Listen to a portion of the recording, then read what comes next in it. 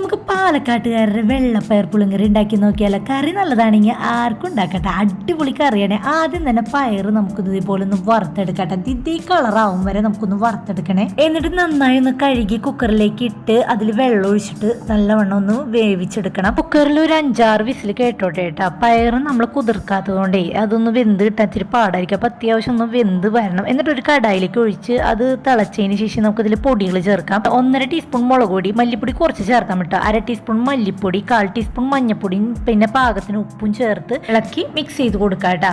നന്നായി ഒന്ന് ഇളക്കി കഴിഞ്ഞതിന് ശേഷം നമുക്ക് വെള്ളം ഒന്ന് വറ്റിയതിന് ശേഷം ഇതിലേക്ക് വാളംപുളി പിഴിഞ്ഞതും കൂടി ഒഴിച്ചു കൊടുത്ത് ഒന്ന് ഇളക്കി കൊടുക്കുക. ഇളക്കി ഒന്ന് തിളച്ച് കഴിയുമ്പോൾ നമുക്കിതിലേക്ക് തേങ്ങ അരപ്പ് ഒഴിച്ചു കൊടുക്കുക. തേങ്ങ വെറുതെ അരച്ചതാണ്, വേറെ ഒന്നും ചേർത്തിട്ടില്ല. തേങ്ങ ഒന്ന് അരച്ചത് ഒഴിച്ചു കൊടുക്കുക.